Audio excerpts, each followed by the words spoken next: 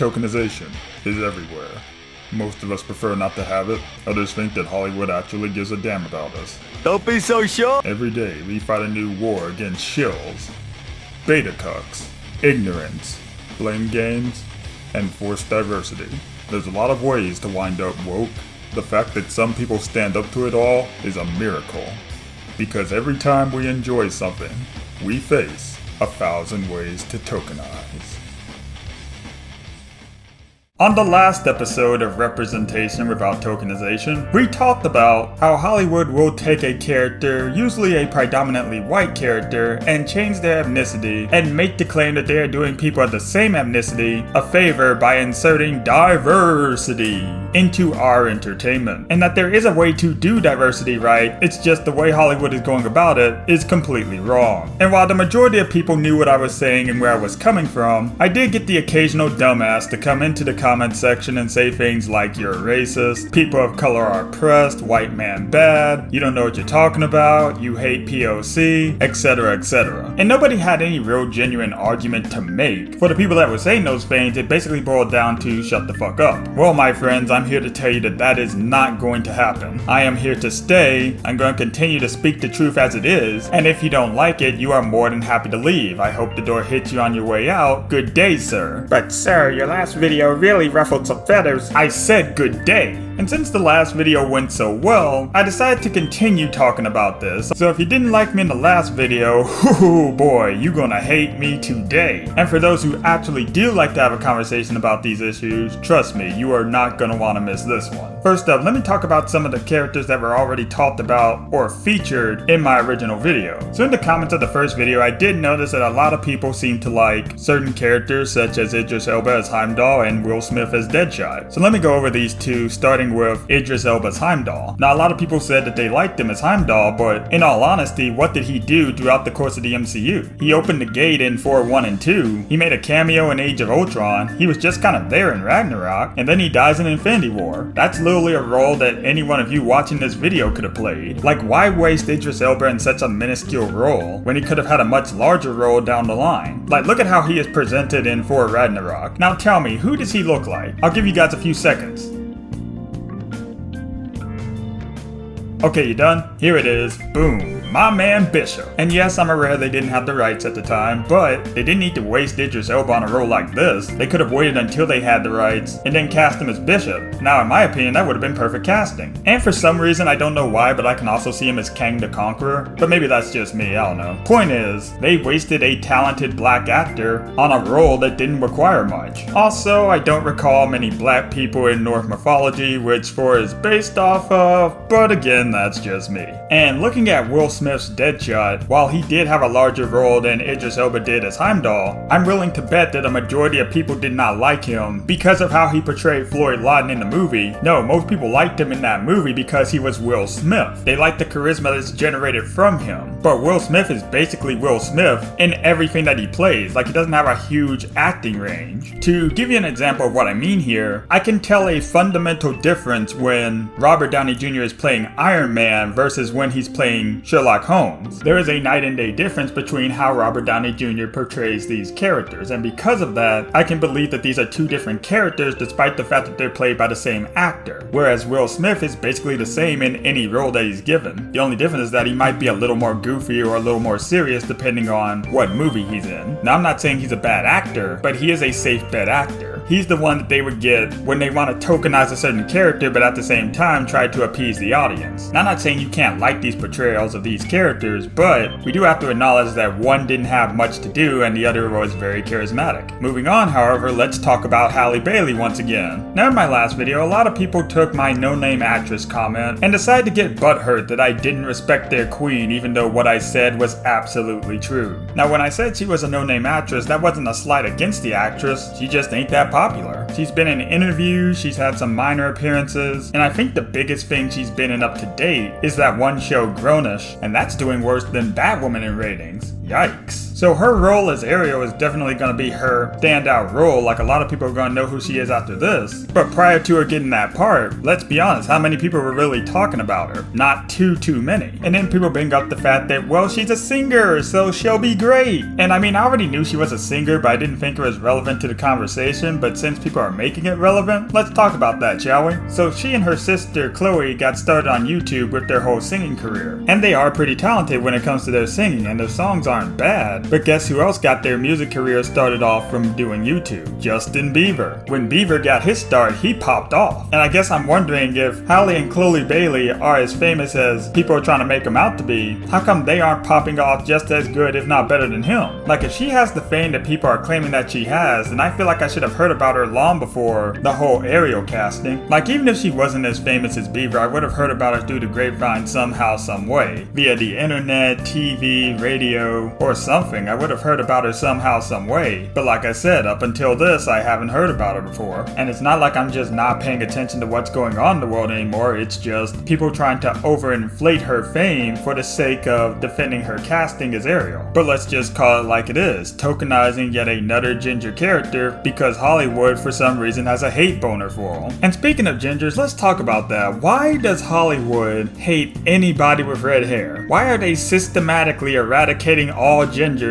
and putting tokenized characters in their place? Seriously, can somebody explain to me, because I don't get the deal here. One of the most egregious race swaps to a ginger character that I have seen on TV would probably have to be Jimmy Olsen from Supergirl. Now guys, I dealt with a lot of bullshit when I was watching Supergirl, and I mean a lot of bullshit. But Jimmy Olsen was the thing that broke the camel's back for me here. He is the reason why I stopped watching the show, and I'll explain why. So when we first get introduced to him in the show, we obviously realize that he's tokenized, because goddammit, why not? And then come to find out that he doesn't act anything like Jimmy Olsen would. No surprise there, you know, Token Z is one hell of a drug. But the thing that really killed me was during the second season, when Jimmy wanted to take on a more proactive role, like he wanted to fight crime and some shit. And so he became a character known as Guardian. And you're probably thinking, well, what's wrong with that? Oh, nothing, you know, nothing really. It's just that we already have a prominent black character who is known as Guardian named Mal Duncan. So I'm just over here watching like, why the fuck did you guys not just make him the Mal Duncan character? I mean, did they realize too little too late that Jimmy Olsen wasn't black? Just to be clear here, they basically fucked two characters at once. Piss off, CW. Another prominent ginger character that got the shaft was Mary Jane in the MCU Spider-Man films. I know somebody's gonna say, oh, but that's not Mary Jane, that's Michelle Jones. Guys, you know she's supposed to be Mary Jane. They even call her MJ, and the only MJ that I know is fucking MJ. See, here they're trying to be slick with it. They're trying to make it seem like, no, she's not supposed to be the character, even though she has the same moniker and plays the same role. She's only called Michelle once, and that was to do the whole MJ reveal, and she's been known as MJ ever since. They kind of do the same thing with Valkyrie, where people will be like, oh, that's a Valkyrie, that's not the Valkyrie. Right, and the government cares about the will of the people. Ah, La La Land. I wish I could go to La La Land, make sense out of this shit, but unfortunately, as the Emperor, I do have a responsibility to tell people like it is, not how I would like it to be. And just recently, another red-headed character bit the dust, for we will receive a Batgirl movie. But not the original Batgirl, but tokenized Batgirl. For we are getting Leslie Grace as Batgirl in this upcoming film. Now me personally, I would have casted somebody like Emma Stone as Batgirl, but when you're going woke, the goal is to go broke, not to make cash. And so we get another no-name actress at the helm. Like, she only has one film under her belt, and that film came out this year. And beyond that, she has a nice singing career, but guys, singers are not actors. Yes, some people are multi-talented, but that doesn't apply to everyone across the board. Case in point, and I know I'm probably gonna lose some subs for this. I know people are gonna hate me for saying this, but god damn it, somebody's gotta tell the truth here. That being said, Beyonce cannot act.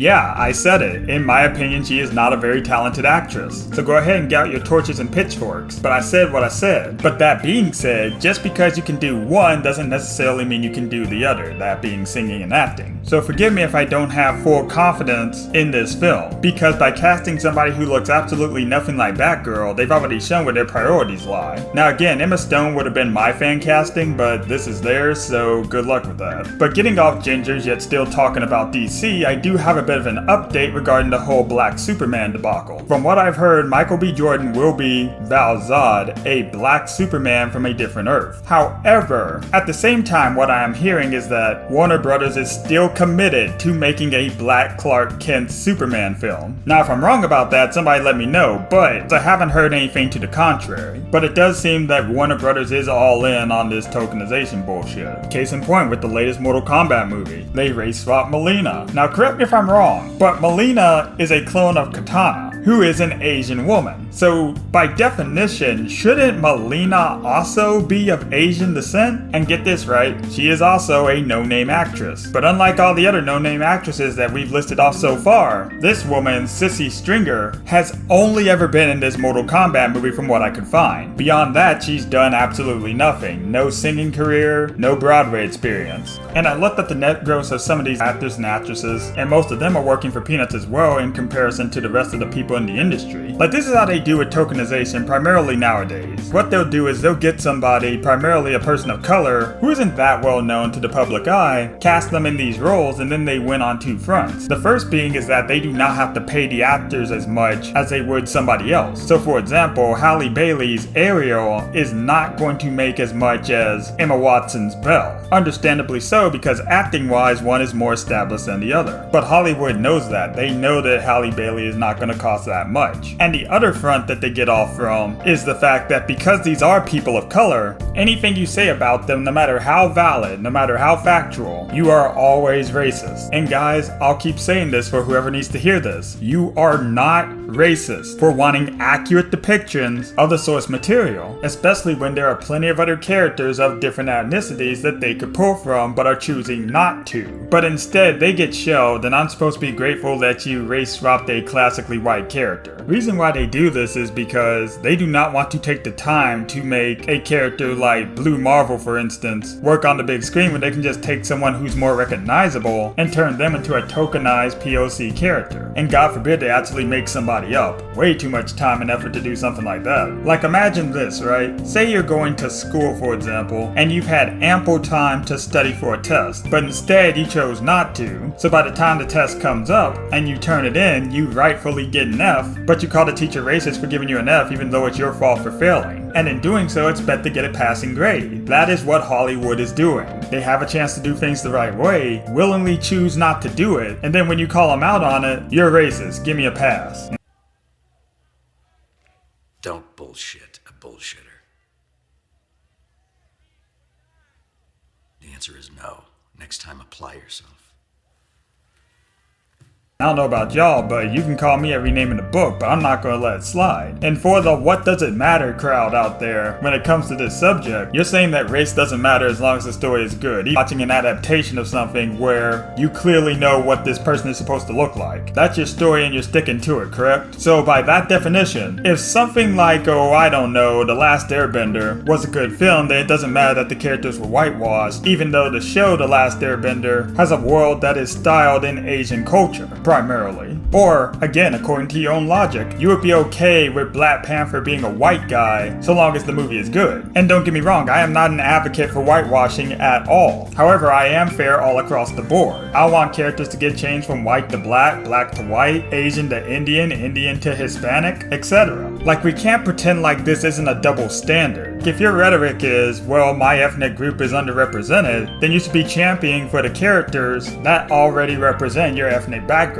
And if your rhetoric is, well, it doesn't matter as long as the story is good, then I don't want to hear shit out of you when it comes to whitewashing. Like, you can't have it both ways. When you settle for the race swapping, you're basically settling for second best as opposed to going for the first prize. POC characters can definitely stand out on their own. To say that they can is just an excuse to be lazy. Like, instead of seeing legitimacy in classically white characters, how about we see legitimacy in characters that were made to represent us? Again, I am still waiting on pins and needles for that Jon Stewart Green Lantern movie. I think I'll die a happy man if I can get that, and it's a good film. Also, a Spider-Man 2099 film wouldn't be out of the question either. For those of y'all that don't know, Spider-Man 2099 is from the future 2099, and is a Hispanic Spider-Man. Will my prayers be answered? We shall see. But let me know what you guys think. Is there a double standard to this race swapping thing? Or are you happy to see the gingers get Thanos snapped out of existence? And real quick before I end this video, yes, I know there are other tokenizations to talk about besides just this, such as whitewashing, gender swapping, sexuality changing, etc, etc. But if I took the time to talk about every single thing, we would be here for hours. And the last thing I'm trying to do is monopolize anybody's time, primarily my own, because I have a life outside the cyberverse. So trust me, I am going to get to it all eventually. Stick with me, my friends, and I promise you, we will not go broke for the woke. For a safe and secure society.